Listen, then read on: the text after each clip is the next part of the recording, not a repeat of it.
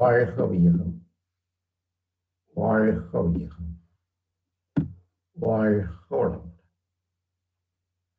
குரு வாழ்க, குருவே துணை. குருவின் பொற்கமல பாதங்களை தொட்டு வணங்கிக் கொள்கிறேன். வாழ்க வளம். அருட்பேராற்றல் இரவும் பகலும் எல்லா நேரங்களிலும், எல்லா இடங்களிலும், எல்லா தொழில்களிலும் உறுதுணையாகவும் பாதுகாப்பாகவும் வழி நடத்துவதாகவும் அமையும். ஆசான் அருட்தந்தை குருபிரான் சூக்குமமாக இருந்து அவரே இன்றைய அமர்வை நடத்தி கொடுப்பாராக. வாழ்க.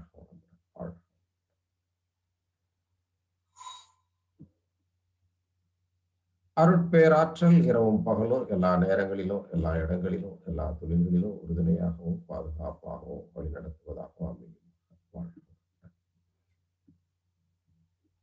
இன்றைய நிகழ்வின் தொடக்கமாக தவம் பேராசிரியர் ராம்கோவால் அவர்கள் வாழ்க வளமுடன்.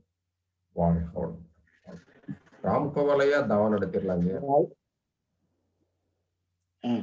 வாழ்க வளமுடன். வாழ்க வையகம், வாழ்க வையகம், வாழ்க வளமுடன். குரு வாழ்க, குருவே துணை. வணக்கம். எல்லாம் வல்ல எங்கனே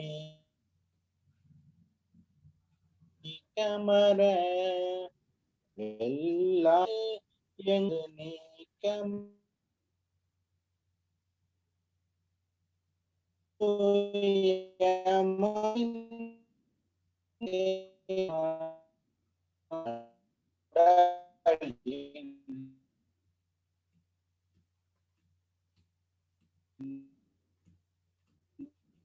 நமவன்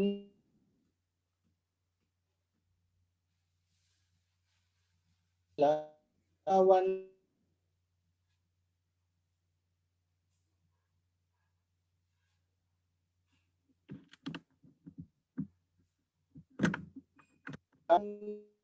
நீல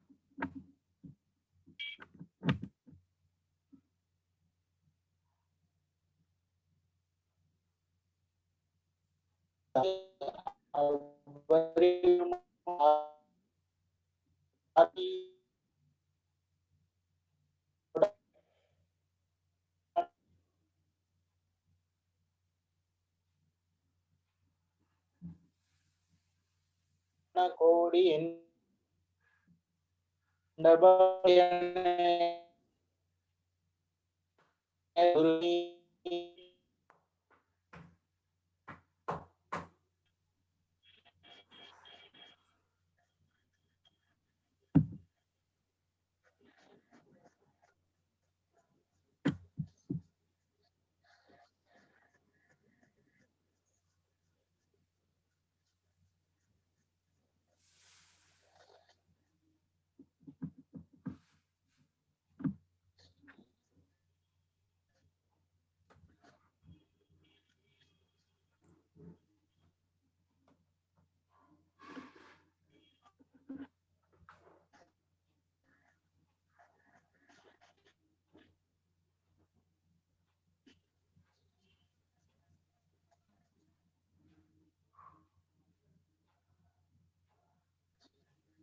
சுத்தி பிராணாயாமம்.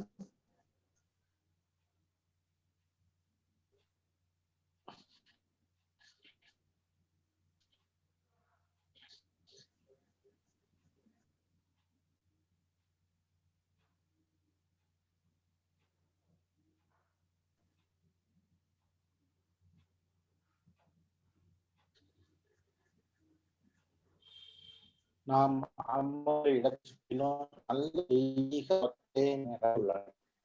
நாம் அமர்ந்துள்ள இடத்தை நல்ல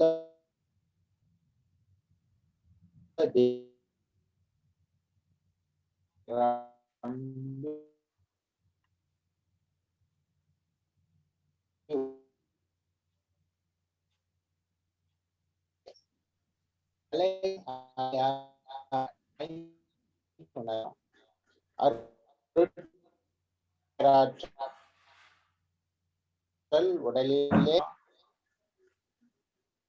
அருட்பேரா இரவும் உறுதுணையும் பாதுகாப்பாகவும்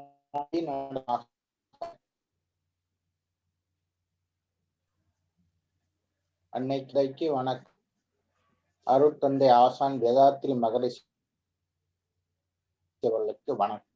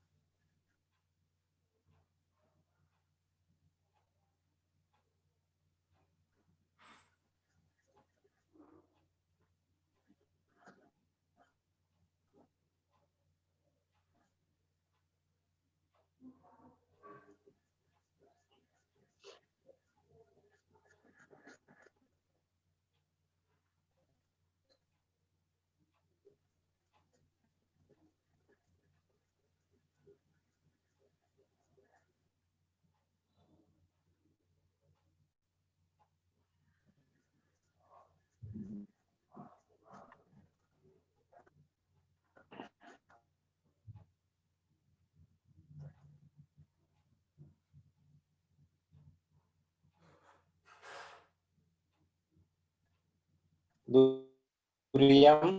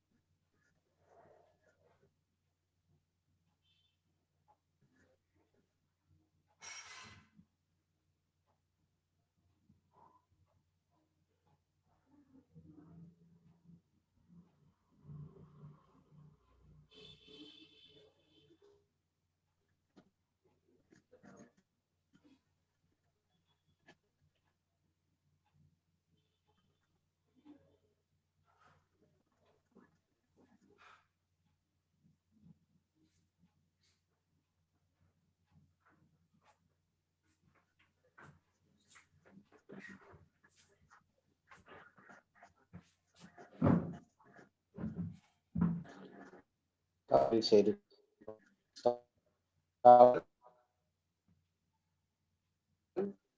உடல் முழுவதும் பரவட்டும், உள்ளமும் தூய்மையும் மேன்மையும் அடையட்டும். சங்கற்பம் நலம் நீலாயுள் நிறை செல்வம் உயர் புகழ் மெஞ்ஞானம் ஓங்கி வாழ்வோம். அருட்பேராற்றலின் கருணையினால் உடல் நலம் நீலாயுள் நிறை செல்வம் உயர் புகழ் மெய்ஞானம் ஓங்கி வாழ்வோம். அருட்பேராற்றலின் கருணையினால் உடல் நலம் நீலாயுள் நிறை செல்வம் உயர் புகழ் மெய்ஞானம் ஓங்கி வாழ்வோம். வாழ்க்கை துணையை வாழ்த்துவோம், பெற்ற மக்களை வாழ்த்துவோம், உடன் பிறந்த சகோதரர்களை வாழ்க்கை அனைவரையும் வாழ்த்துவோம். அருட்தந்தை ஆசான் வேதாத்ரி மகரிஷி அவர்கள் அருளிய வேதாத்திரியம் இணையத்தில் இணைந்துள்ள அனைவரும் அவர்களும் எனது வாழ்நாளில்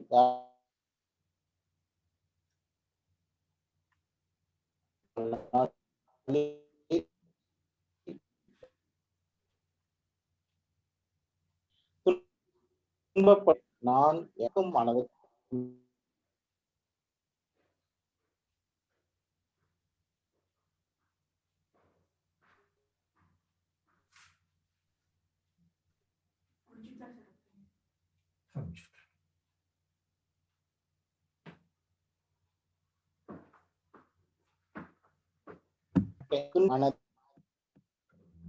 அவர் கிடைக்க மாட்டேன்.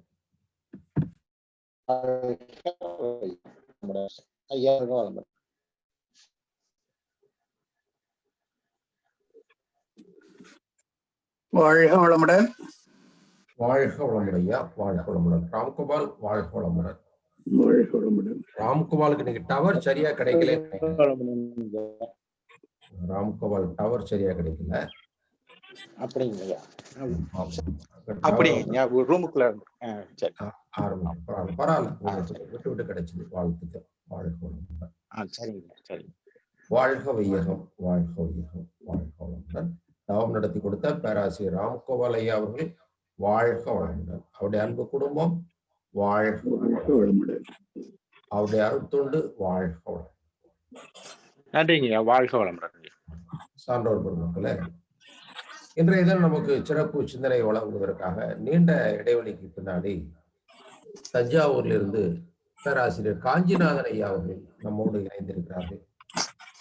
மனவளக்கலையில் ஒரு ஆழ்ந்த அனுபவமும், மனவளக்கலையில் சிந்தனை வழங்குவதிலும் பயிற்சி கொடுப்பதிலும் மிக சிறப்பாக பல இடங்களிலே பல ஆண்டுகளாக தொண்டாற்றி வரக்கூடிய அருட்தந்தையின் சிந்தனைகளை கவிகளோடு, அருட்தந்தையின் கவிகளோடு சிறப்பாக வழங்கக்கூடிய ஒரு பேராசிரியர் தஞ்சாவூரை சேர்ந்த பேராசிரியர் காஞ்சிநாதன் ஐயா அவர்கள் நம்முடைய விருதுநகர் மண்டல அமர்வுக்கு பல அமர்வுகளுக்கு வந்திருக்கிறார்கள்.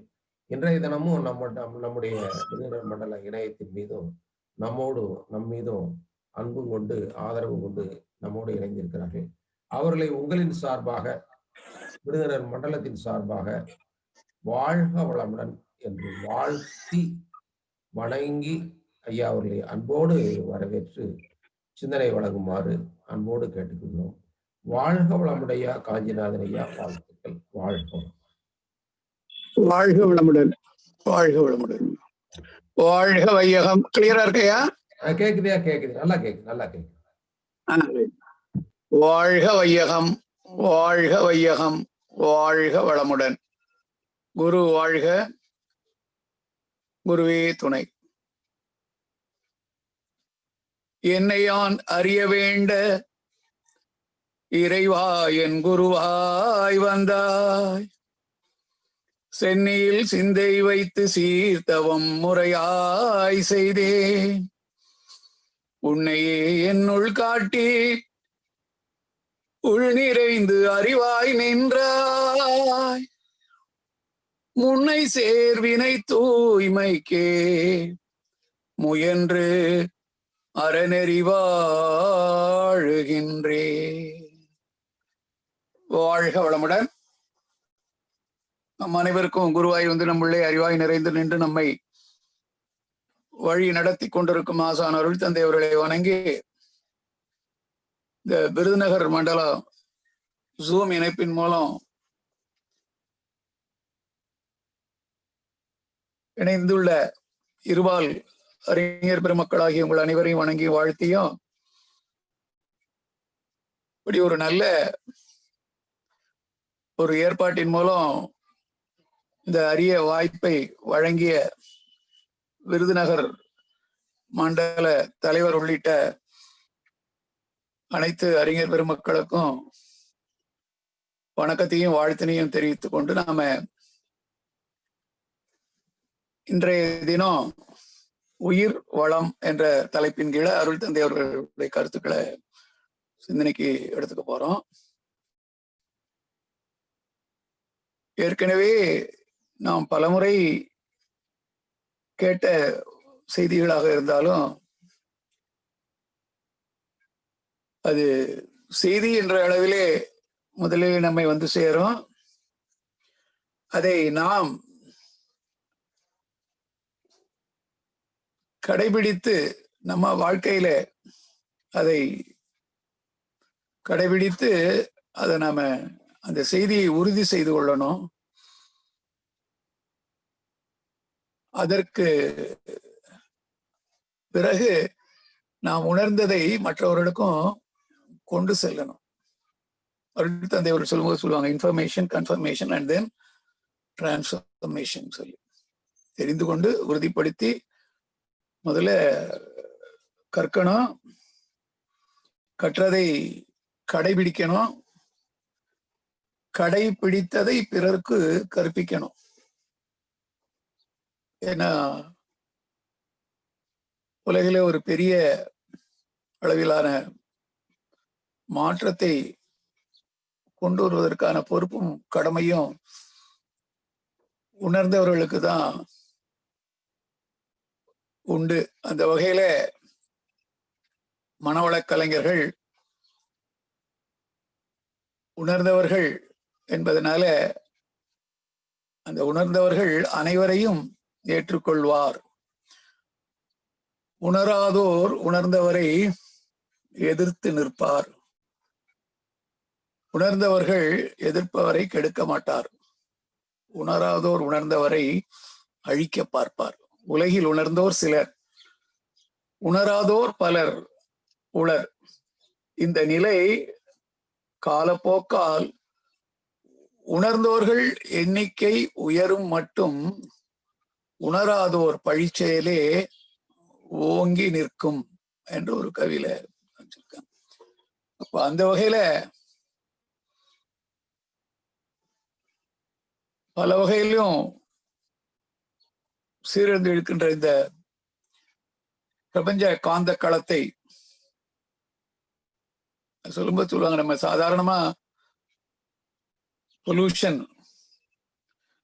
என்று பார்க்கும்போது அட்மாஸ்பரிக் பொல்யூஷன் என்பதை மாத்திரம் நம்ம கணக்குல எடுத்துக்கொண்டு அதற்கு என்னெல்லாம் அதை சரி செய்வதற்கு செய்யணுங்கிறத தான் பார்க்கிறோம்.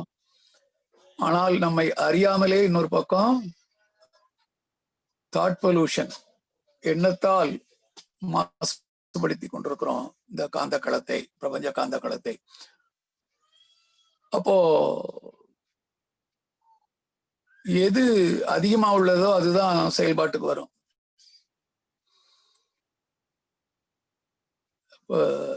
உணர்ந்தவர்கள் எண்ணிக்கை குறைவா இருக்கு, உணராதவர் தான் அதிகமா இருக்கிறாங்க. அப்ப இந்த உணர்ந்தவர்களுடைய கடமை உணராதவர்களுக்கும் உணர்த்தி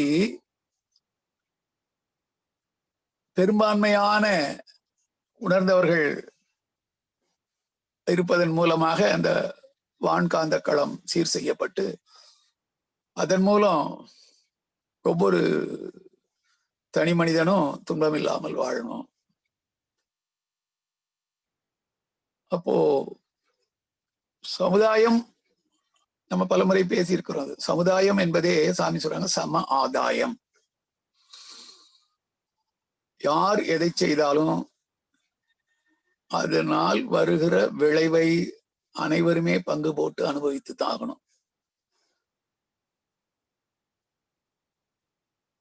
இதைத்தான் கீதையில கண்ணன் சொல்லும் போது, எல்லா பொருளிலும் என்னை காண்பவன் எவனோ அவன் என்னை விட்டு நீங்குவதில்லை, நான் அவனை விட்டு நீங்குவதில்லை. சேக்கிழார் பெருமான் பெரிய புராணத்துல பிட்டுக்கு மண் சுமந்து பரம்படிப்பட்ட கதையிலையும் அதுதான். அடிச்சவனுக்கு வலிச்சது, அடி வாங்கினவனுக்கு வலிச்சது, வேடிக்கை பார்த்தவனுக்கு வலிச்சது, இங்கிருந்த அரண்மனையில் இருந்த ராஜாவுக்கும் வலிச்சது. ஆங்கிலத்துல ஒரு பழமொழி இருக்கு, we cannot pluck a flower without disturbing a distant star. வான்மண்டலத்துல இருக்கிற நட்சத்திரத்தை அசைக்காமல் இங்க இருக்கிற ஒரு சிறு பூவை கூட நம்மால் பறிக்க முடியாது. அந்த வகையில யாரும் இந்த உலகத்திற்கு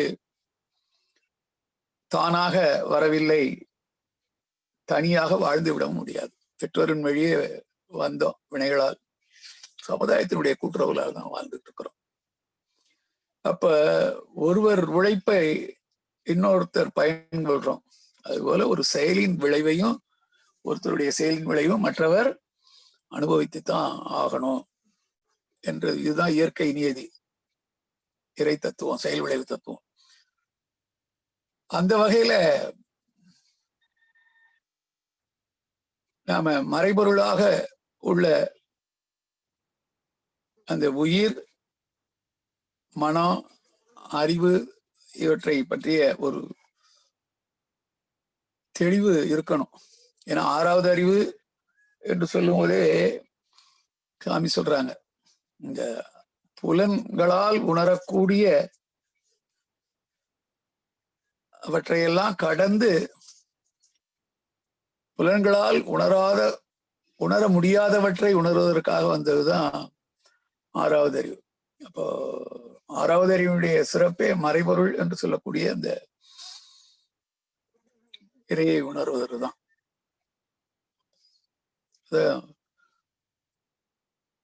எப்பொருள் எத்தன்மை தாயினும் அப்பொருள் மெய்ப்பொருள் காண்பது அறிவு சிறப்பித்து சொல்லப்படுவது. அப்ப பிறப்பு ஒக்கும் எல்லா உயிர்க்கும், பிறப்பால் அனைவரும் சமம்தான்.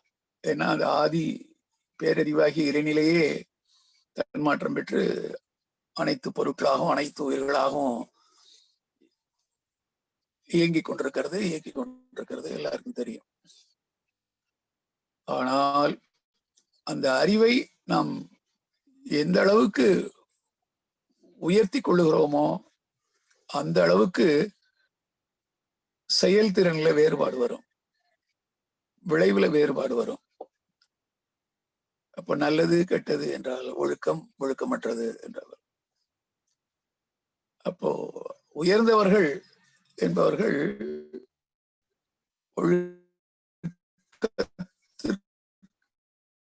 ஒழுக்க மேம்பாடுடையவர்கள் கூடாது, வந்த துன்பத்தை போக்கிக்கணும். அதற்கு கண்டிப்பா தவம், அந்த தவத்தின் மூலமாகத்தான் அந்த நிலையை அடைய முடியும். உற்றநோய் நோற்றல் உயிருக்கு முருகன் செய்யாமை அற்றையே தவத்தின் ஒரு, தனக்கு வந்த துன்பத்தை போக்கிக்கணும்,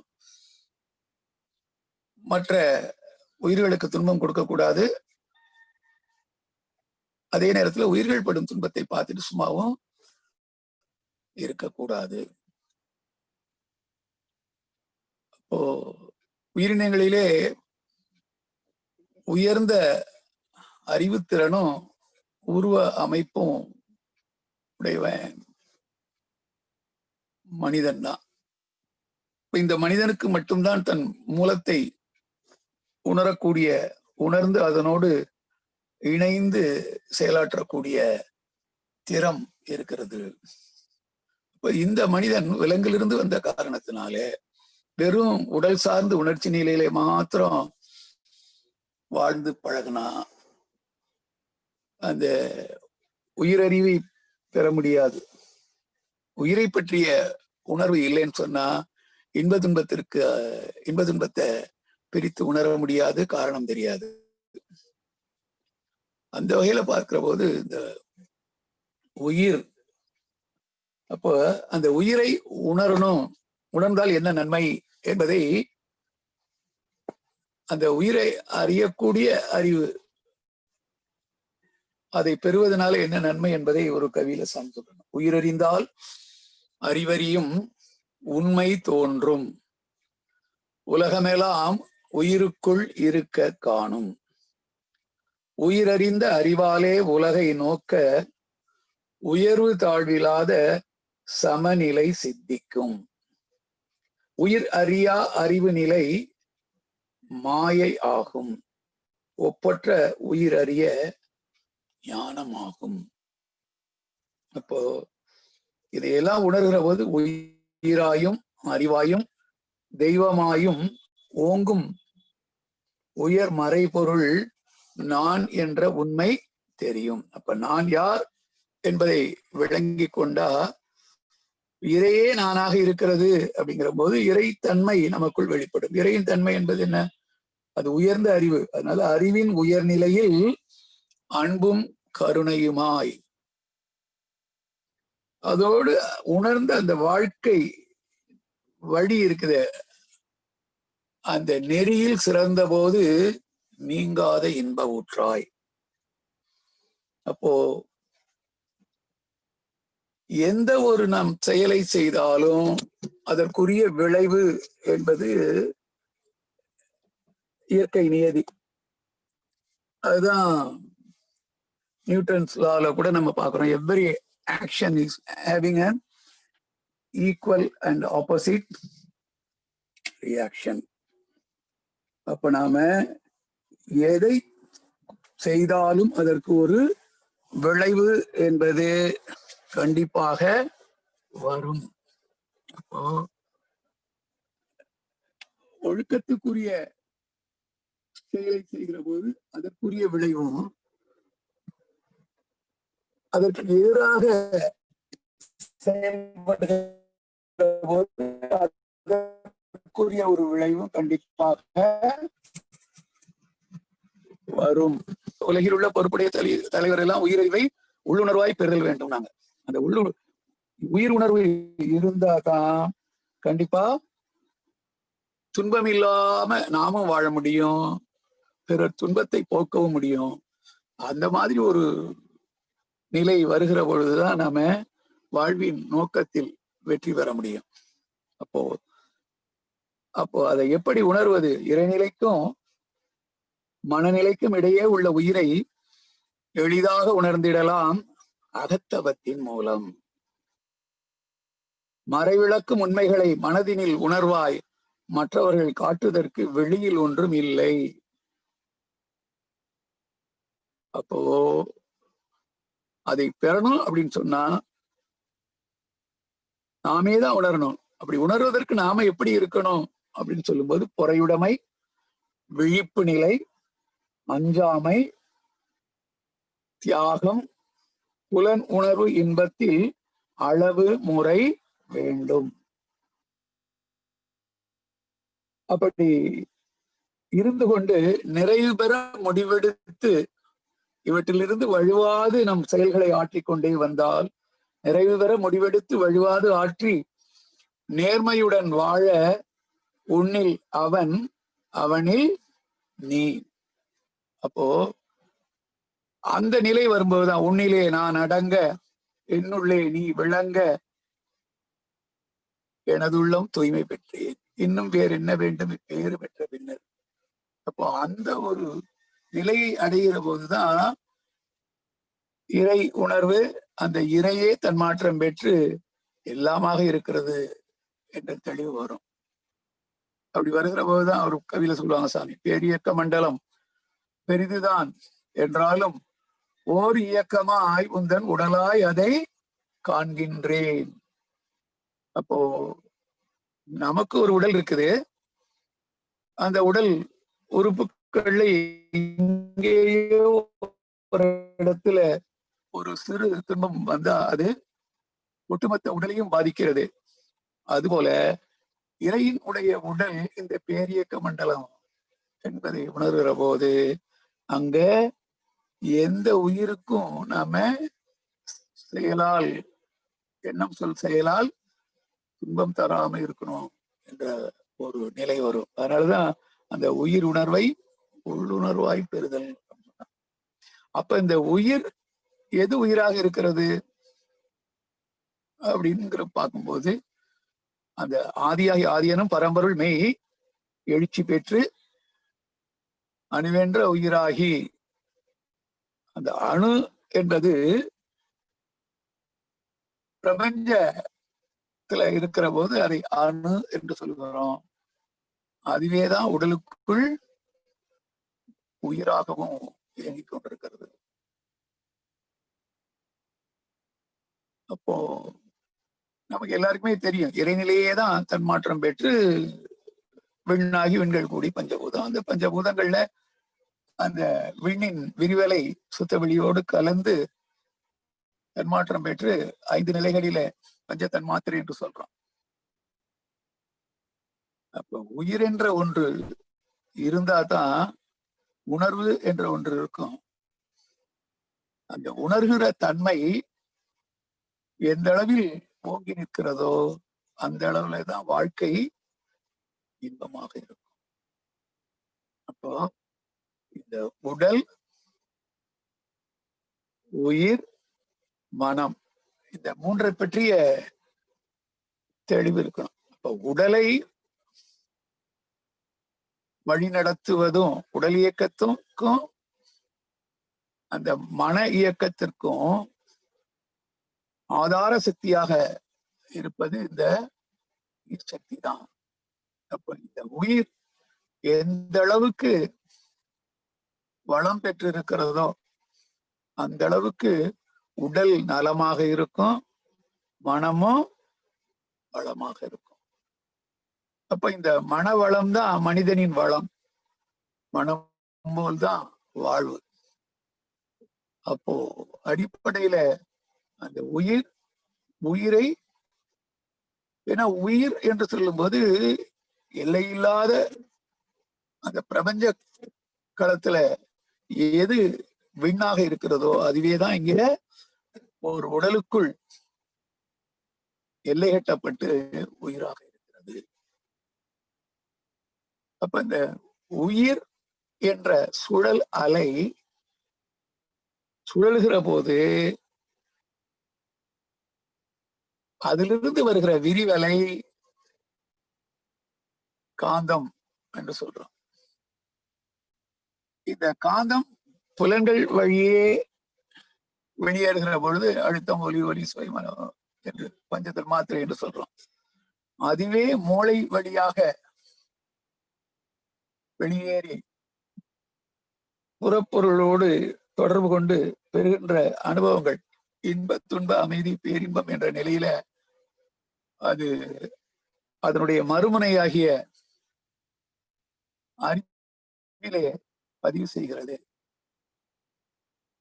அப்போ இறைகளுடைய சூழ்ந்த அழுத்தமும் இங்கே உயிரினுடைய இயக்கத்தினால் அந்த விரியும் தன்மையும்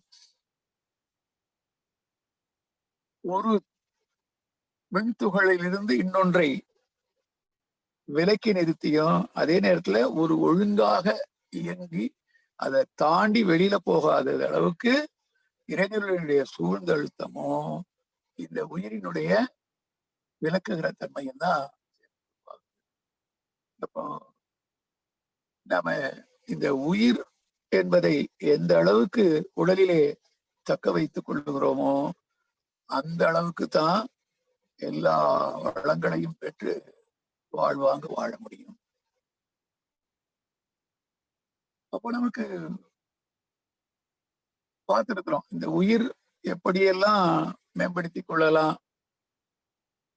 நம்முடைய மனவளக்கலையில் கொடுக்கப்பட்டிருக்கிற அனைத்து பயிற்சிகளுமே இந்த உயிரை மேம்படுத்துவதற்கான பயிற்சிகள் தான் என்றாலும் உடலுக்கு ஒரு பயிற்சி, உயிருக்கு ஒரு பயிற்சி, மனதை சரி செய்து கொள்வதற்கு ஒரு பயிற்சி, இப்படி நம்ம பயிற்சிகளை நிறைய பிரித்து அதற்குரிய தவ முறைகளையும் உடற்பயிற்சிகளையும் மற்ற காய்கறி பயிற்சி போன்றவற்றை எல்லாம் செய்கிறோம், அகத்தாய் பயிற்சி எல்லாம்.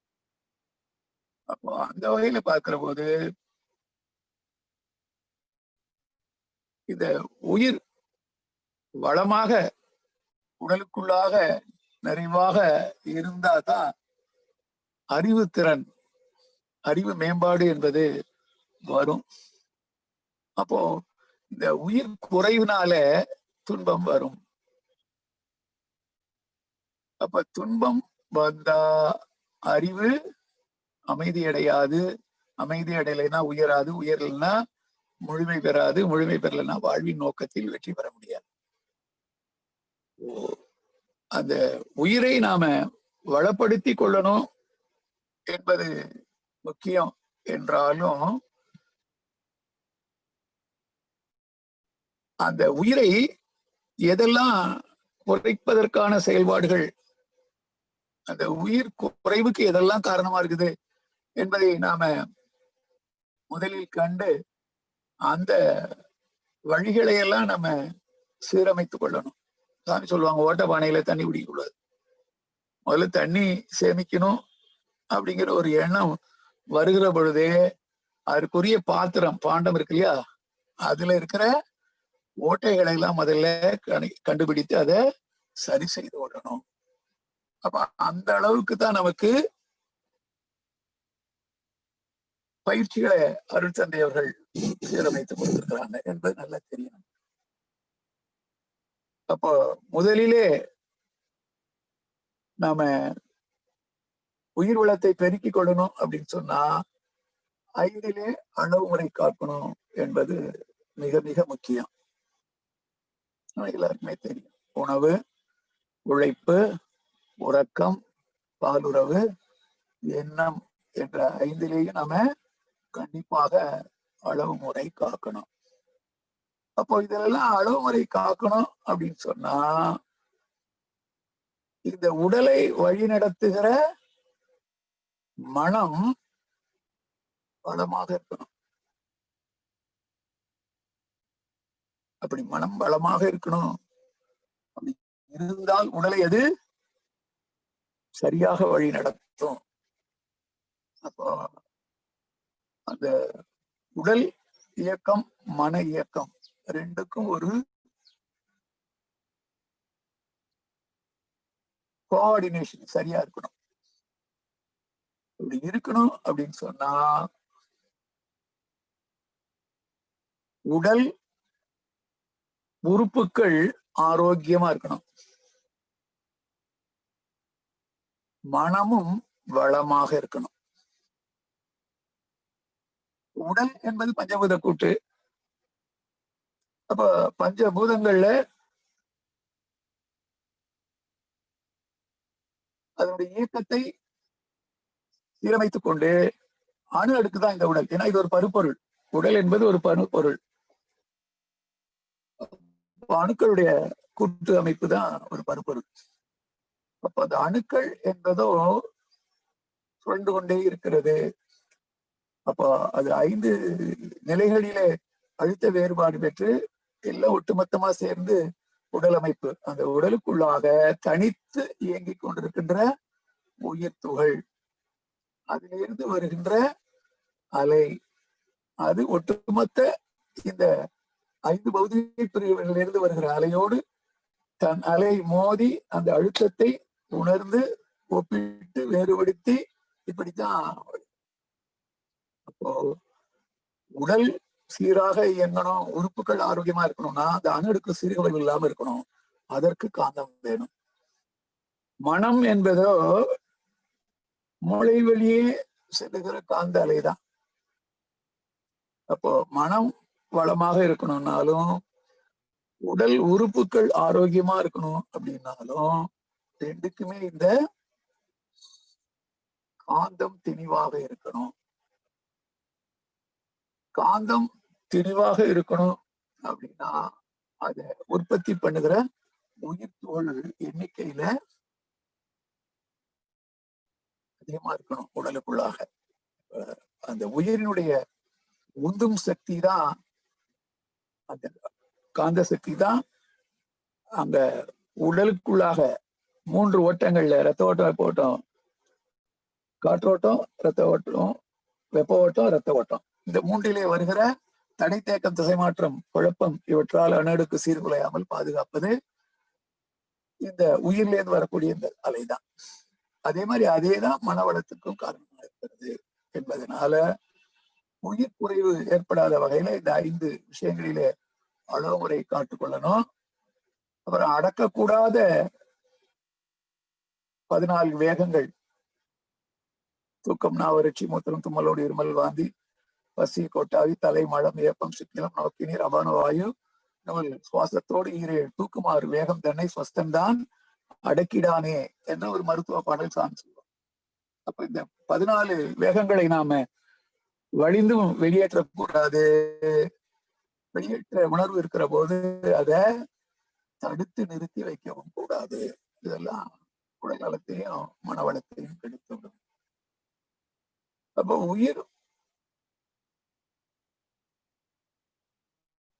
தெளிவாக இருந்தால்தான் இதெல்லாம் சரியாக இருக்கும். எது உயிராக இருக்கிறது என்பது இறையே தான் தன்மாற்றம் பெற்று முதல் தன்மாற்றம் அந்த இறைத்துகள் கூடி பரமானு அது கூடிதான் பஞ்சபூதங்கள் வருது. அப்போ அணு என்ற நிலையில அது வெளியில இருந்து காந்தத்தை உற்பத்தி பண்ணுகிற போது அதை வான்காந்தம் என்று சொல்றோம். அதே உடலுக்குள் அந்த வானிலிருந்து ஊனுக்குள் வந்து நின்று அது காந்தத்தை உற்பத்தி செய்தால் அதை ஜீவகாந்தம் என்று சொல்கிறோம். அப்போ இந்த ஜீவகாந்தத்தை கொண்டு நம்ம உடல் இயக்கம், மன இயக்கம் அறிந்து கொள்ளுங்கள். இதற்கு உயிர் தான் காரணமா இருக்குது. இது உயிர் என்பது பஞ்சபூதங்களிலே முதல் பௌதிக பிரிவு.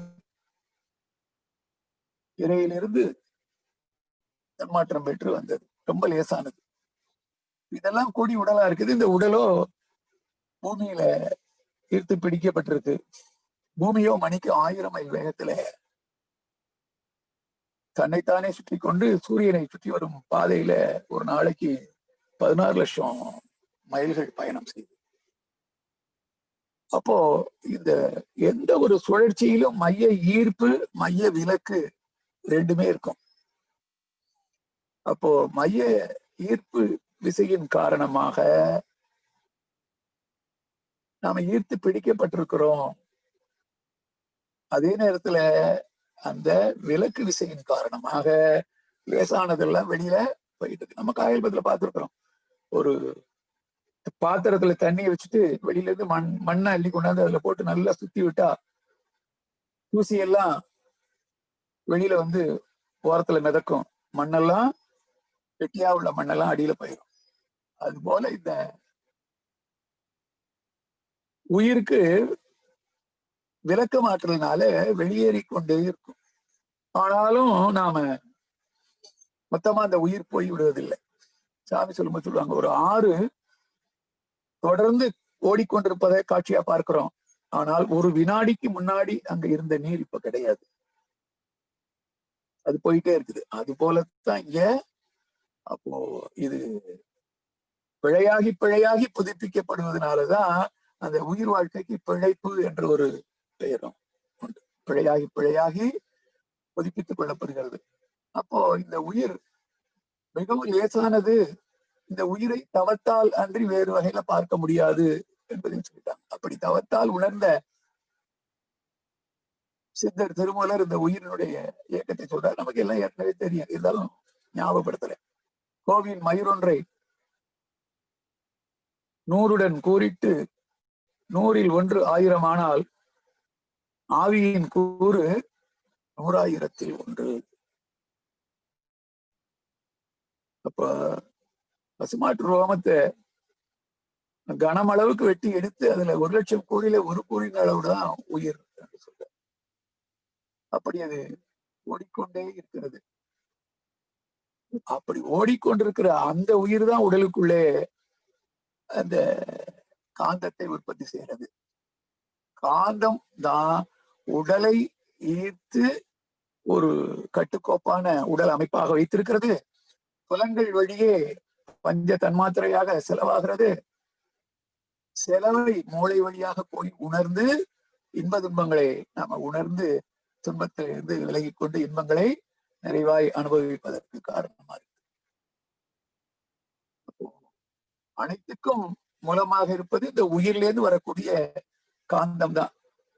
அதனாலதான் அத காரண உடல் என்று சொல்றோம். பருவுடல் ஒன்று, நுண்ணுடல் என்ற உயிருடல் ஒன்று, மூன்றாவது காரண உடல் அல்லது காந்த உடல். அனைத்துக்கும் அதுதான் காரணமாக இருக்கிறது என்பதனாலதான் அத காந்த உடல், காரண உடல் என்று சொல்றோம். அப்ப இந்த காந்தம் தான் அனைத்திற்கும் மூலமாக இருக்கிறது. இந்த காந்தமும் உயிரில் உற்பத்தியாக, உயிரில் தான் உற்பத்தி பண்ணுது. உயிரோ ஓடிக்கொண்டிருக்கிறது. இப்போ இந்த ஓடிக்கொண்டிருக்கிற உயிரை உடலுக்குள் ஈர்த்து பிடித்து வைப்பது விதிலே உள்ள சுத்த சத்தாகிய ஓஜஸ் என்ற ஒரு சத்து பொருள். ஆங்கிலத்தில் எக்டோபிளாசம் என்று சொல்றோம். அப்ப இந்த எக்டோபிளாசம் என்ற ஒரு சத்து பொருள் தான் வித்தில இருந்து கொண்டு அந்த உயிரை ஓரளவுக்கு சோர வைத்துக் கொண்டிருக்கிறது. இது நமக்கு நல்லா தெரியும். இப்போ காந்தம் முக்கியம். முதல்ல நமக்கு உடல் நலமும் மனவளமும் முக்கியம். இது ரெண்டுக்கும் அடிப்படையாக இருப்பது காந்தம். காந்தமும் உயிரிலிருந்து உருவாகிறது. அந்த உயிர் ஓடாமல் உடலுக்குள் பிடித்து வைத்து தொடர்ந்து நாம வாழ்வதற்கு, இன்ப துன்பங்களை அனுபவிப்பதற்கு காரணமா இருக்கிறது அந்த வித்து சக்தி தான். இந்த வித்து கழிவினாலதான் தந்தையிட ஒரு கழிவை தாயார் ஏற்று தன் கழிவை அதனோடு சேர்த்து சேர்த்து மிக புனிதமெனும் இந்த உடலை ஈந்தாள். மீண்டும் அவள் உடல் கழிவை பாலாய் உண்டோம். அப்போ இந்த வித்து கழிவினாலதான் இந்த உடல் உருவாக்கப்பட்டது. தொடர்ந்து இது பராமரித்து இதை வழி நடத்துவதும் இந்த வித்து சக்தி தான். இறுதியிலே ஒரு நாள் இறப்பு என்ற ஒரு சம்பவம் ஒரு நிகழ்ச்சியும் இந்த வித்து வெளியேற்றத்தினாலதான், வித்துனாலதான் வருது. அப்போ படைத்தல், படைத்ததை பராமரித்து காத்து வழிநடத்தல், பின்பு ஒரு நாள் மாற்றம் செய்தல். அப்ப படைத்தல், பராமரித்தல், வழிநடத்தல், காத்தல், மாற்றம் செய்தல்லாம் இறைவன் செய்யலாம் சொல்றோம். அப்ப அந்த அளவுக்கு பார்க்கிற போது நம்ம அறிவுபூர்வமா சிந்தித்தா இங்கே இறை எந்த ரூபத்துல இருந்து கொண்டு இதையெல்லாம் செய்யுது பார்த்தா அந்த வித்து சக்தியாக. இதனால்தான் நாத விந்து கலாதி நமோ நமோ என்று பாடினாங்க. அடுத்தது விந்து விட்டவன் நொந்து கெட்டான், வித்தை கட்டியவன் வீட்டை கட்டுவான். எந்த வீட்டை? மோட்ச வீட்டை. அப்ப வாழி நோக்கத்துல வெற்றி பெறணும்னா வித்து சக்தி உடலிலே சரியாக பராமரிக்கப்படணும். ஏன்னா உயிர் அதுல இருக்கு. உயிர் என்ற ஒன்று இருந்தாதான் எல்லா இயக்கங்களும் சரியாக நடைபெறும். நாம வந்த வேலையை முறையாக பார்க்க முடியும். அப்ப அதற்குரிய ஒரு பயிற்சியாக நமக்கு காய்கல்ப பயிற்சியை தான் நமக்கு வித்தளவு அழுத்த மருத்துவமைக்கேற்ப விளைவாகும் உடல் கட்டு மனதின் தன்மை வித்தினது பெருமையினை உணரா முன்னம் வீணாக அளவு முறை மீறி மாறி வித்ததனை செலவழிப்பார் உயிர் நட்டமா. அப்ப வித்த தேவையில்லாமல் நாம இழந்தால் உயிரே போகுது, உயிரை இழக்கிறோம். இதே உயிரை கொண்டுதான் நாம் இன்பங்களை அனுபவிக்கிறோம். ஏன்னா 5 புலன்கள் மூலம் உயிரின் ஆற்றல் அழிவதே இன்பமாக உணரப்படுகிறது மயக்க நிலையில. விழிப்பு நிலைக்கு வரும்போது அதுல அளவுமுறை காக்கணும் என்பது அவசியம் என்பது நமக்கு புரிகிறது. அந்த வகையில இந்த வித்து சக்தி இவருடைய பெருமையைத்தான் சொல்லி, ஆன முதலில் அதிகம் செலவானால் மானம் அழிந்து மதி கெட்டு என்று இப்படி எல்லா துன்பங்களுக்கும் அதுதான் காரணமா இருக்குங்கிறதை அவை பிராட்டி சொல்றாங்க. அந்த வித்தினுடைய பெருமையை உணர்ந்து நம்ம அதை மேம்படுத்திக் கொள்வதற்காகத்தான் அருள் தந்தையவர்கள் நமக்கு எந்த ஒரு அமைப்பிலும் இல்லாத ஒரு சிறப்பு இந்த காயகல்ப பயிற்சி. சித்தர்களுடைய அந்த பயிற்சியை மறுபரிசீலனை செய்து மறு ஆய்வுக்கு எடுத்துக்கொண்டு அதை திருத்தி அமைத்து, அதுதான் திருத்தமுடு காயகல்பம் என்று ஒருவர் சொல்லுவாங்க, ரிவைஸ் பண்ணி அதை நமக்கு கொடுத்திருக்கிறார்கள். அந்த காயகல்ப பயிற்சியில நம்ம எந்த அளவுக்கு அதை உணர்ந்து செய்கிறோமோ அந்த அளவுக்கு வாழ்வின் உயர்வு அங்கே இருக்கிறது. அப்போ இந்த வித்து என்பதை பற்றி தான் நம்ம முழுசா அதுல பார்க்கிறோம். அப்போ அந்த வித்து சக்தி டாக்டர் ஓரானுடைய கூற்றுப்படி ஒரு 40 கிலோ உணவு சாப்பிட்டா 49 நாள்ல அது ஒரு சில துளி வித்தாக மாறும். அந்த வித்து குவாட்ராப்ளிகேஷன் என்ற முறையில 1 2 ஆகி 2 4 ஆகி 4 16 ஆகி இப்படி பெருகணும். அதை பெருக்கிக் கொள்வதற்கு இன்னொரு 74 நாள், 123 நாளைக்கு அப்புறம் தான் இந்த உணவு முதிர்ந்து வித்தாக. அப்ப அதை வைத்துக் கொண்டுதான் வள்ளல் பெருமான் போன்றவர்கள் எல்லாம் இந்த சொல்லும்போது 4 நாளைக்கு ஒரு முறை என்றால் என்ன விளைவு வரும், 8 நாளைக்கு என்ன வரும். அப்போ எப்படித்தான் அந்த ஏன்னா வித்தை மறிக்குங்கால் நிறைய நோய்கள் வரும் சார்ந்திருக்காங்க. வித்தை மறித்து வைக்க கூடாது, அதே நேரத்துல வீணாக செலவு செய்யவும் கூடாது. அதுல அளவு முறை, அதுலதான் நமக்கு அந்த 5 அளவு முறையில. அப்போ அந்த அளவுக்கு நாம காயகல்ப பயிற்சியை முறையாக புரிந்து கொண்டு சரியாக செய்யணும். அப்படி செய்தால் வித்தின் உடைய வளம் பெருகி அதனால உயிரின் எண்ணிக்கை பெருகி உடல் நலமாகவும் மனம் வளமாகவும் வாழ்க்கை இன்பமாகவும் இருக்கும் என்பதை அருட்தந்தை அவர்கள் அதுல நமக்கு சுட்டிக்காட்டியிருக்கார். அப்போ இதுல இந்த வித்து அப்படிங்கிறதை பற்றி நாம பார்க்கிற போது 80 துளி ஆயுர்வேதத்துல ஒரு செய்தி இருக்குது. அதை வைத்துதான் நம்ம 15 நாளைக்கு மாதம் இருமுறை என்று சொல்றோம் இல்லையா, அந்த மாதம் இருமுறைக்கான விளக்கம் என்ன அப்படின்னு பாக்குற போது 80 துளி ரத்தம் ஒரு துளி வித்தாக மாற்றப்படுகிறது. அப்போ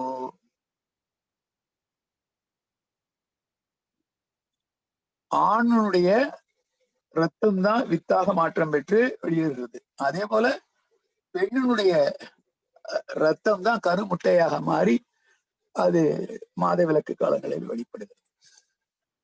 அப்போ இந்த இரத்த போக்கு சம அளவில வெளியேறினாதான் இருவரும் சமபலத்தோடு இருப்பாங்க. அவர்கள் வாழ்க்கையில ஒருவரால் ஒருவருக்கு அமைதியை கொடுக்க முடியும்.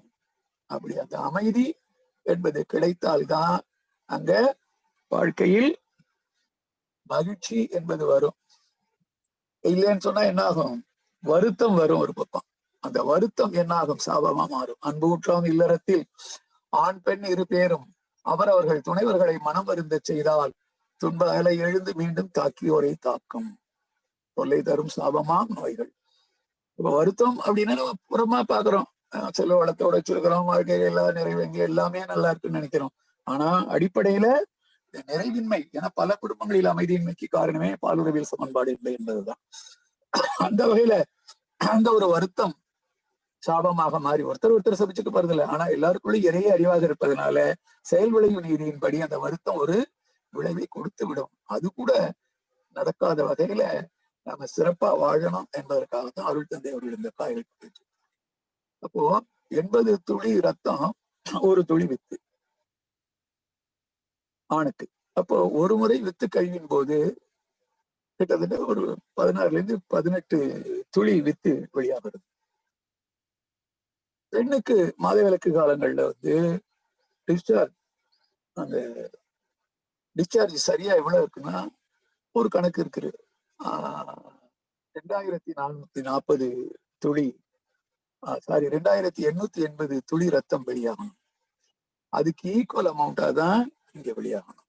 இப்ப ஒரு முறை ஆண் வித்து கழிவுல 18 அப்படின்னு சொன்னா இன்ட்டு 80 போட்டீங்கன்னா 1440 வரும். அப்ப இருமுறை என்கிற போது இந்த 2880 சரியா வந்துடும். அப்ப அந்த அளவுல எப்பவும் வாழ்க்கையில் ஒரு நிறைவு இருக்கணும் கணவன் மனைவிக்குள்ளே அப்படின்னு சொன்னா இந்த ஒரு கணக்கு சரியா இருக்கணும். 2 முறை அப்படிங்கிற போது 2880, இவங்களுக்கு ஒரு முறை அப்படிங்கும்போது கூடுதலும் இருக்கக்கூடாது, குறைவாக இருக்கக்கூடாது டிஸ்சார்ஜ். அது 2880. இந்த கணக்கு தான் சொல்றாங்க. அப்போ சாமி சொல்லும்போது சொன்னாங்க, இந்த 4 என்று மினிமம் ஏன் 4 வச்சாங்க அப்படின்னு சொல்லும்போது அதுக்கு ஒன்று சொன்னாங்க. எப்படி ஒரு இடத்துல எச்சி துப்புறோம், அந்த காயறதுக்கு முன்னாடி மேல மேல எச்சி துப்புனா அந்த இடத்துல கிருமி உற்பத்தி ஆயிரும்.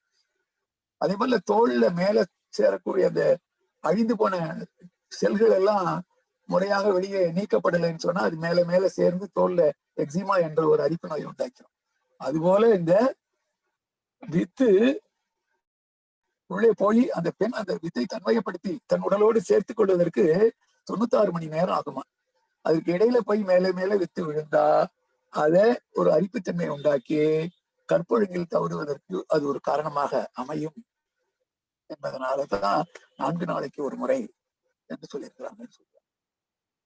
இது போல இந்த காய்கள் இப்ப நம்ம நிறைய செய்துட்டு இருக்கிறோம், நன்மைகள் எல்லாம் தெரியும். ஆனா நிறைய சந்தேகங்கள் இருந்துகிட்டே தான் இருக்கு. அது நம்ம சரியா புரிந்து கொண்டு செய்யாத வரைக்கும் முழு பலனை பெற முடியாது என்பதனாலதான் ஓரளவுக்கு நம்ம இதுல உள்ள விஷயங்களை நம்ம இப்போ சிந்தனைக்கு எடுத்துக்கொண்டோம். காலம் கருதி நான் இதோடு முடித்துக் கொள்கிறேன். ஐயத்தெழுதல் அப்படிங்கிற நிகழ்ச்சியில் எதுவும் தேவை இருந்தால் அருள் தந்தை அவர்கள் சொன்னதை நான் உங்களுக்கு முடிந்த வரைக்கும் விளக்கி சொல்றேன். வாழ்க வளமுடன். வாய்ப்புக்கு நன்றி. வாழ்க வளமுடன்.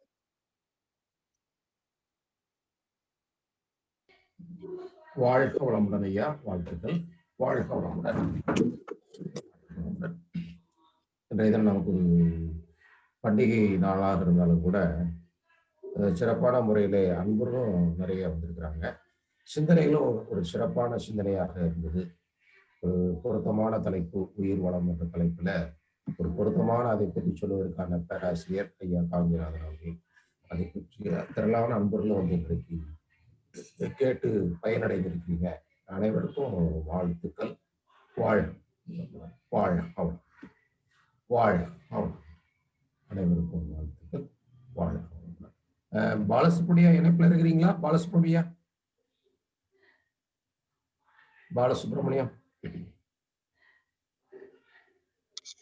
வந்துட்டாராமா?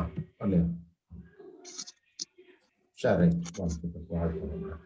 இப்போ ஐயாவிட்ட ஏதாவது இன்றைய சிந்தனையில உங்களுக்கு ஏதாவது ஐயங்கள் ஏதாவது இருந்துச்சுன்னா கேட்டுக்கொள்ளலாம். இன்றைய தினம் உள்ள சிந்தனையில ஏதாவது ஐயங்கள், எந்த ஐயங்கள் இருந்தாலும் நீங்கள் கேட்டுக்கொள்ளலாம். இப்ப வரலனால பிறகு வந்து ஐயா கிட்ட கேட்டு ஐயாவே சொல்லிடுவாரு.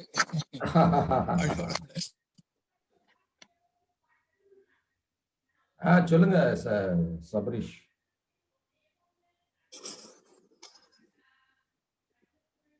நீங்க மைக் ஆன் பண்ணிக்கலாம் சபரீஷ்.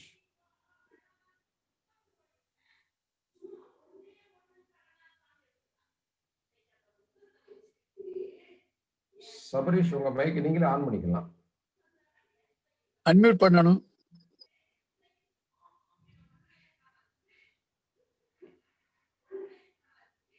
அன்மியூட் பண்ணலையோ?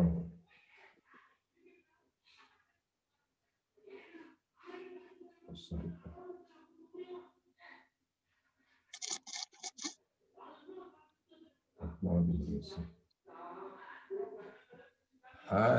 பாலசுப்ரமணியம் இல்லை. இந்திராணிமா ஆயிடுச்சு. சபரீஷ் நீங்க பேசுங்க. நீங்களே மைக்க பண்ணிக்கலாம். பொங்கல் நல்வாழ்த்துக்கள் ஐயா. உங்களுடைய கேள்வி கேட்க காஞ்சிநாதனே ரொம்ப நல்லா இருந்ததுங்க ஐயா. ரொம்ப யதார்த்தமான ஸ்பீச் நல்லா இருந்ததுங்க ஐயா. மனமார்ந்த நன்றிகள் ஐயா. அதாவது இந்த ஒரு இது பண்ண சொன்னது ரொம்ப நல்லா இருந்ததுங்க ஐயா. அந்த வித்து சத்து இதுக்காக காப்பாத்துறது எவ்வளவு இம்பார்ட்டன்ட்னு அதை சொன்னது ரொம்ப சந்தோஷமா இருந்ததுங்க ஐயா. ஐயா நீங்க ஒரே ஒரு கேள்வி வந்து எனக்கு, நீங்க இப்போ இந்த காலத்து இந்த வெஸ்டர்ன் மெடிசன் டாக்டர்ஸ் எல்லாம் அது யாருமே வந்து நம்ம மகரிஷி சொன்னதை வந்து அவங்க இதை எடுத்துக்கிறது இல்லைங்க ஐயா. அதை பத்தி என்ன நினைக்கிறீங்க ஐயா? இல்லையா, நிறைய டாக்டருங்க ரெக்கமெண்ட் பண்றாங்க. என்னுடைய மருமகனே வந்து சிங்கப்பூர்ல வந்து ஒரு எண்டோக்ரைனாலஜிஸ்ட் தான். அவர் சொல்லியிருக்கிறாரு, மருத்துவ கண்ணோட்டத்தில் பார்க்கிற போது கஷ்டம், ஆனா மனம் இணைந்து அதை செய்யற போது மாற்றங்கள் பார்ப்பார். அப்படி அவர் அதை எடுத்திருக்கிறாரு. பயிற்சி பத்தி நல்லா பெரும்பாலானவர்கள் சொல்றது இல்லைன்னா வியாபாரம் பாதிக்கப்படும் என்பதனால கூட இருக்கலாம். ஆனா நிறைய மருத்துவர்கள் நம்ம பயிற்சிக்கு நிறைய பேர் ரெக்கமெண்ட் பண்ணி வர சொல்றாங்க ஐயா. இப்போ நிறைய நம்ம பயிற்சி பேராசிரியர் நிறைய பேர் மருத்துவர்கள் இருக்காங்க ஐயா. இல்லையா, பயிற்சியை பத்தி சொல்லல, வித்து சக்தியை பத்தி அவங்க பெருசா எடுத்துக்கிறது இல்லைன்னு சொல்ல வந்தாங்க ஐயா. அதாவது வித்து சக்தி அவங்க வந்து ஆமா. அப்ப உயிர் உணர்வு அப்படிங்கிறது முக்கியம் இல்லையா? அப்ப உயிர் என்பதே ஒன்று இல்லைன்னு சொன்ன மருத்துவம் ஆரம்ப காலத்துல. சாமி கூட விளையாட்டா சொல்லுவாங்க, உயிரை ஒத்துக்காதனாலதான் உயிர் என்பது இல்லைங்கிறது சொல்றதுனாலதான் அந்த மருத்துவம் ஓரளவுக்கு மேல உயிரை விட்டுருச்சு அப்படின்னு சொல்லுவாங்க. அந்த வகையில இப்பதான் அவங்க எல்லாம் ஒத்துக்க ஆரம்பிச்சிருக்கிறாங்க. அப்படி கொஞ்சம் கொஞ்சமா ஒரு காலகட்டத்துல ஒரு 15 வருஷத்துக்கு முன்னாடி தேனீலை பற்றி அதிகமாவே அந்த ஆங்கில மருத்துவத்துல சொல்ல மாட்டாங்க, பெரிய ஆய்வுகள் கிடையாது. ஆனா நம்ம சித்தர்கள் பாருங்க, ஓரும் அருவி உயர்வரை உச்சி மேல் ஆரின்றி பாயும் அருங்குளம் 3000 ஆண்டுகளுக்கு முன்னாடியே எண்டோக்ரைனாலஜி பேசியிருக்கிறாங்க. அதையும் மேல கொண்டு போய் அதை வைக்கிறவது என்ன நன்மை வரும், புலன்கள் எல்லாம் எப்படி கட்டுப்பாட்டுக்குள்ள வருங்கிறதையும் சொல்லியிருக்காங்க. இன்னொரு கவியில, திருமலர் கவியில், கோணா மனதை குறிக்கொண்டே கீழ் கட்டி வீணா தண்டுடைய வெளிப்புறம் நோக்கி காணாக்கண் கேளா செவி என்று இருப்பவருக்கு வாழ்நாள் அடைக்கும் வழியது உடனே. அப்ப உச்சியில கொண்டு போய் உணர்வை வைத்தா புலன்கள் கட்டுப்பாட்டுக்குள்ள வந்துருங்கிறது அன்றைக்கு 1000 ஆண்டுகளுக்கு முன்னாடியே தெரிஞ்சு சொன்னவங்க. அப்ப அவர்கள் சொன்னது இன்னும் கருவிகளை நம்பி மருத்துவம் பாக்குறாங்க. அந்த உயிரை உணர்ந்து மருத்துவம் சொல்லியிருக்கிறாங்க. எது சரியா இருந்தது நாமளே முடிவு பண்ணிக்க வேண்டியதுதான். அருமை. வாழ்க வளமுடன். பத்மாவதி முருகேசன் ஐயா வணக்கம். வாழ்க வளமுடன். கேக்குதுங்களாங்க ஐயா? வாழ்க வளமுடன். கேக்குதுமா ஐயா? ரொம்ப நன்றிங்க ஐயா, சிறப்பான உரை. என்னோட சந்தேகம் என்னங்க ஐயா, நம்மளுடைய உடம்புல இருக்கிற அந்த ஜீவகாந்த அந்த உற்பத்தி வந்து நம்ம அளவுக்கு போதுமானதா இருக்கா, பத்தாமையா இருக்காங்கிறது நம்ம எப்படி தெரிஞ்சுக்கிறது? மனம் மகிழ்ச்சியா இருக்கும், நேர்மறையான எண்ணங்கள் நிறைய இருக்கும், நாளைக்கு பாத்துக்கலான்னு எந்த வேலையும் தள்ளி போட மாட்டோம். இதெல்லாம் இருந்தா தெளிவா இருக்குன்னு அர்த்தம். நடைமுறை வாழ்க்கை. இன்னும் ஒரு சந்தேகம் ஐயா. சரியாமா? அதான் கரெக்ட் சார், புரியுதுங்க ஐயா. ரொம்ப நன்றி ஐயா. என்னன்னா நம்மளை சுத்தி இருக்க சூழ்நிலை நம்மளைய ஒரு மாதிரி மோல்டு பண்ற மாதிரி எனக்கு ஃபீல் ஆகுதுங்க. சுத்தி இருக்கிற சூழ்நிலை நம்ம நல்ல விதமா இருந்தா கூட அந்த சுத்தி இருக்கிற சூழ்நிலை நம்மள வேற மாதிரி டைவர்ட் பண்ற மாதிரி இருக்கு. அதுக்கு என்னங்க ஐயா பண்றது? அதான் சொல்றேன், நம்ம கிட்ட எப்பயுமே நம்ம பாசிட்டிவா இருந்தா வெளியில இருந்து புறத்தாக்குதல் எதுனாலையும் நம்ம பெருசா பாதிக்கப்பட மாட்டோம். ஓகே. அதனாலதான் அந்த நம்மளோட இண்டிவிஜுவாலிட்டி இருக்கு இல்லையா, தனித்தன்மை, அடாப்டபிலிட்டி இருக்கு. எல்லாரோடையும் ஒத்து போறதுங்கிறது ஒண்ணு இருந்தாலும் அப்படி போகும்போது கூட நம்மளுடைய தனித்தன்மையிலிருந்து நம்ம விலகாம நம்மளை வச்சுக்கிட்டோம்னு சொன்னா, ரெண்டாவது வாழ்த்தவும் மன்னிக்கவும் பாராட்டவும் நன்றி சொல்லவும் கற்றுக்கொண்டோம்னா இந்த புறத்தாக்குதலால் நம்ம பெருசா ஒன்றும் பாதிக்கப்பட மாட்டோம். ஓகேங்க ஐயா, ரொம்ப நன்றிங்க ஐயா. வாழ்க வளமுடன் ஐயா. வாழ்க வளமுடன். வாழ்க. பெருமாள் மைக் ஆன் பண்ணிக்கலாம். பெருமாள்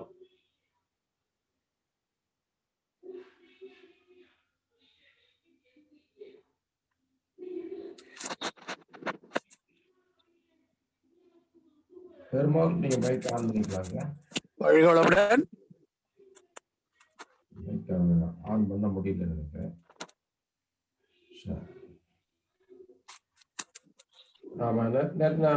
நிறைய பண்ணிடலாங்க. தஞ்சாவூர்ல பெருமாள் பேசுறீங்கய்யா. வாழ்க வளமுடன்ங்கய்யா. வாழ்க வளமுடன் சொல்லுங்கய்யா. பொங்கல் வாழ்த்துக்கள். ரொம்ப சிறப்பான ஒரு அதாவது 21 புத்தாண்டுல மனித வளம் உயிர் வளம் ரெண்டுமே ரொம்ப அவசியமானதுங்கிற மாதிரி ரொம்ப அருமையான சிந்தனை உரைகள். ஆனா இடையில குறைன்னு ஒரு சவுண்டுங்க. அது உங்க மிஸ்டேக்கா அங்கன்னு தெரியல, சரியா இது பண்ண முடியல. நல்லா இருந்துங்கய்யா. சரியாதான் வச்சிருந்தேன். இந்த இப்ப கூட இப்படிதான் வருது. மகிழ்ச்சிங்கய்யா, ரொம்ப மகிழ்ச்சி. வாழ்த்துக்கள். வாழ்க வளமுடன்யா. வாழ்க வளமுடன். வாழ்க வளமுடன். வாழ்க வளமுடன்.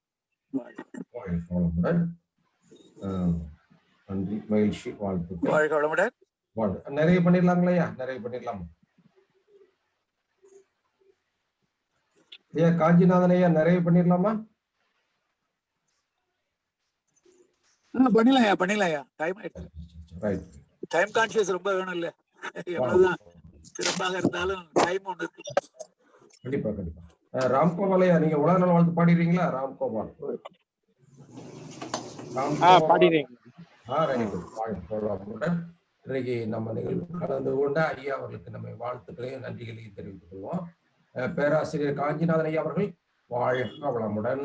அவருடைய அன்பு குடும்பம் வாழ்க வளமுடன். அவருடைய ஆன்மீக தொண்டு வாழ்க வளமுடன். வாழ்க வளம், வாழ்க வளமுடன் என்று சொல்லி நாம நிறைவு செய்யலாம். நிறைவாக உலக வாழ்த்து பேராசிரியர் ராம்கோபால் அவர்கள்.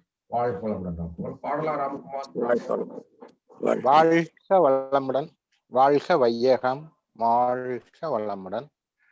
உலகமெல்லாம் பருவமழை ஒத்தபடி பெய்யட்டும். உழவரெல்லாம் தானியத்தை உவப்புடனே பெருக்கட்டும். பல தொழில்கள் புரிகின்ற பாட்டாளி உயரட்டும். பகுத்துணர்வில் தோற்றுணர்வு பண்பாட்டை உயர்த்தட்டும். கழகங்கள் போட்டிப்பை கடந்தாட்சி நடக்கட்டும். கள்ளாமை கடன்வரமை களங்கங்கள் மறையட்டும். நலவாழ்வை அளிக்கும் மெய் ஞான ஒளி வீசட்டும். நம் கடமை அறவாழ்வின் நாட்டத்தே சிறக்கட்டும். நம் கடமை அறவாழ்வின் நாட்டத்தே சிறக்கட்டும். நம் கடமை அறவாழ்வின் நாட்டத்தே சிறக்கட்டும். வாழ்க வையகம். வாழ்க வையகம். வாழ்க வளமுடன். வாழ்க வளமுடன். வாழ்க வளமுடன். நன்றியா. நன்றி. வாழ்க. நன்றி நன்றி நன்றி. வாழ்க வளமுடன்.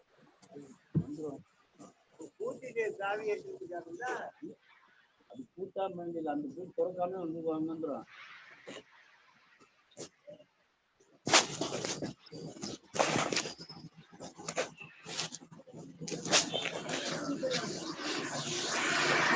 வாழ்த்துக்கள்.